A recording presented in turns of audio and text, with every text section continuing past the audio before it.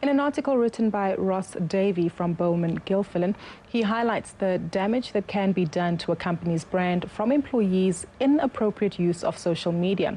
Individuals such as Penny Sparrow and Gareth Cliff have shown just how social media can cause a stir.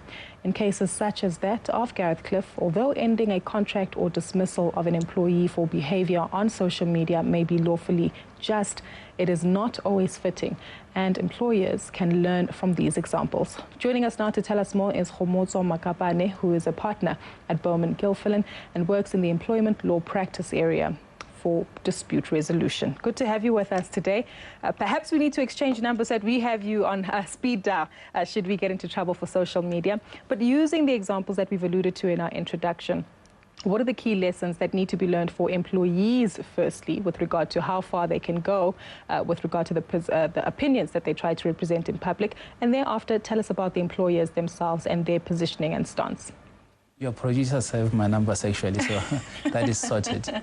I think from the employee's perspective, if one were to put it in a nutshell, it will be to say, although every person is entitled to their own opinion, whether you're an employee or a contractor, it is important that you understand that your opinions may have ramifications or consequences. Some may be positive, some negative. Even if I say on my Twitter profile, my tweets, my views, the views that I expressed here do not represent that of my employee, can I still be held accountable for these actions? In fact, the moment you say that, it seems to actually attract people to Google you up, and what comes up first normally is LinkedIn. And people are able to see where you work and what you do.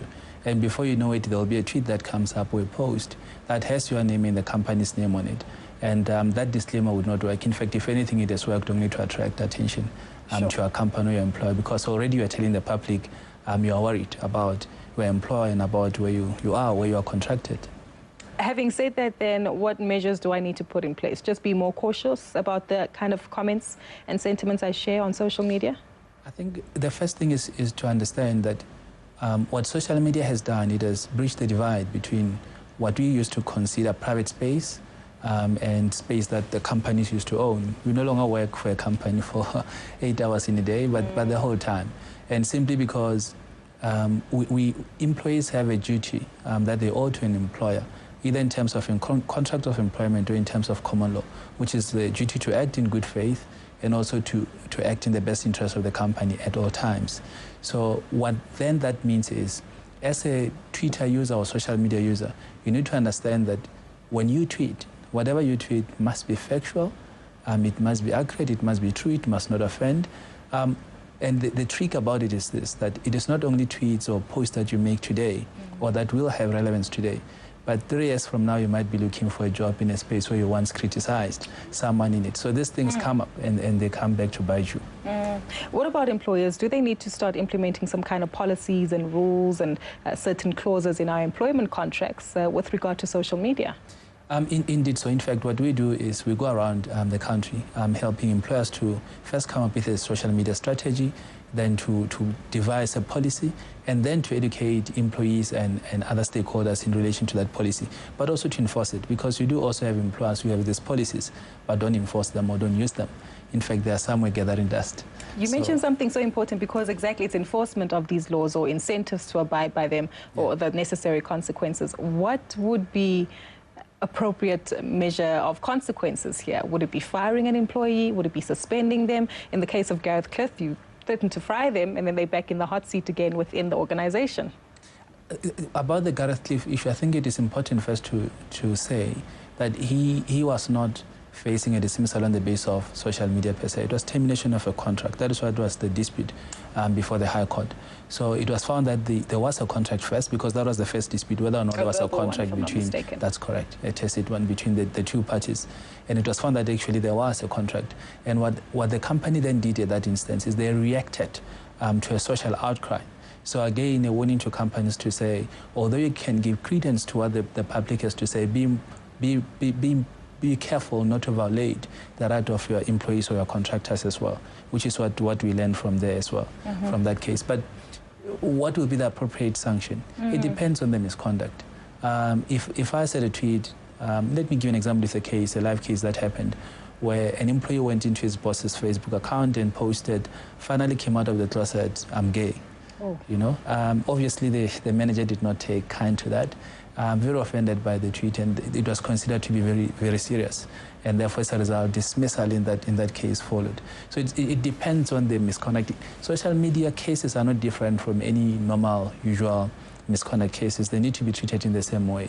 You need to first follow the process laid out in terms of the LRA by having a hearing, and also to make sure that in that hearing you're able to substantiate by giving reasons why the employee should face a harsher sanction, be it either final written warning or dismissal. Khomotso, we're going to keep you here with us for a moment because we want to get your feedback on this particular clip we're going to play. Okay. And this is with regard to the Minister of Arts and Culture, Nathi Mthethwa, who called on South African citizens to move beyond the Constitution in dealing with racism.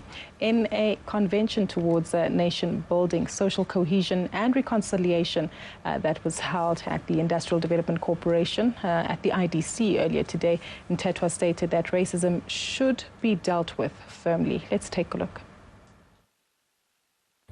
Obviously, we have to criminalize hate speech and all these hateful things. But you need to be clear as well. What is it? Because the Constitution is clear. But we need to move beyond the Constitution and deal with this practice so that you deter the would-be racists from embarking on a copycat kind of an action and so on. So anything possible which is going to deter will be done, including criminalizing racism, criminalizing hate speech and so on, because it is not good for the nation. Good for the nation. Khomotso, your thoughts on criminalizing hate speech?